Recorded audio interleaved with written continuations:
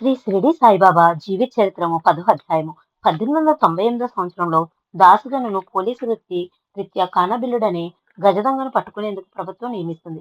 1, 2 సార్లు దాసుగను కానబిల్లుని అనుచరులకు దొరికినా దయతలిచి వదిలేస్తారు. ఈ మధ్యకాలంలో జరిగిన అనేక సంఘటనల ద్వారా దాసుగను ఉద్యోగాన్ని వదిలి బాబా సేవలు స్థిరపడాలని ఆలోచిస్తూ ఉంటాడు. బాబా కూడా అదే విధంగా ఆదేశిస్తారు. కానీ ఎలాగైనా గజదొంగను పట్టుకుని ప్రభుత్వానికి అప్పగిస్తే తనకు ఉద్యోగంలో ప్రమోషన్ వస్తుందని, ఆ అధికారాన్ని కొంతకాలాన్ని అనుభవించిన తర్వాత రాజీనామా చేసి బాబా సేవకు అంకితం కావాలని అతని అభిప్రాయం. అందువలన అదే సమయంలో ఉండగా మూడో మూడవసారి కానాబిల్లుడికి దొరికిపోగా ఈసారి ఖచ్చితంగా దాసుగను చంపాలని వాళ్ళు నిర్ణయిస్తారు.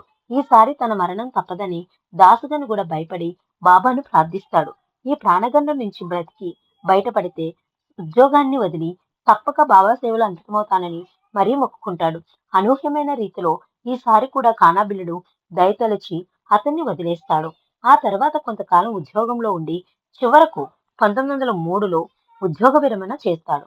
1893 నుంచి క్రమంగా బలపడుతూ వచ్చిన బాబా యందు భక్తి 1903లో ఉద్యోగ విరమణ చేసే నాటికి స్థిరపడుతుంది.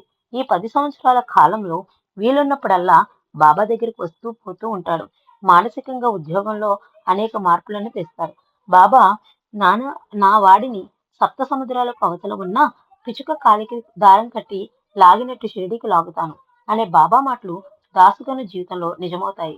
1903వ సంవత్సరంలో దాసుగను మహారాష్ట్రలోని వివిధ ప్రాంతాల్లో తను హరికథల ద్వారా బాబా యొక్క లీలలను ప్రచారం చేస్తాడు. తాను ఎక్కడికి వెళ్ళినా బాబాయ్ యొక్క పెద్ద ఫోటోను దగ్గరగా పెట్టుకుని ఉండేవాడు.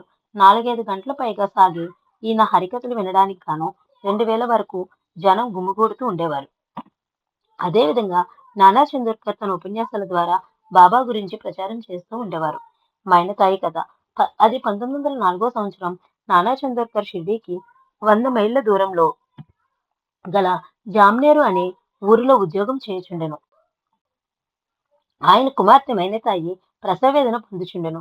అది సామాన్యమైన కాన్పుగా లేదు. ఆమె 2 రోజులుగా ప్రసవవేదన పడెను. నానా ఉద్యోగ హోదాలో ఉన్నందువలన ఘనవైద్యులు ఇంటి వద్దకే వచ్చి వైద్య సహాయాన్ని అందించారు. అయినను లాభం లేక మైనతాయి యొక్క ప్రసవ వేదన అందరూ నిస్సహాయులై చూచుండరి. అప్పుడు నానా కూడా నిస్సహాయుడై బాబాను ప్రార్థించెను. అదే సమయంలో షిరిడీలో గల బాపుగిరి బావు అనే సన్యాసి బాబాకు నమస్కరించి ఇంటికి వెళ్ళటకు అనుమతిని కోరతాడు.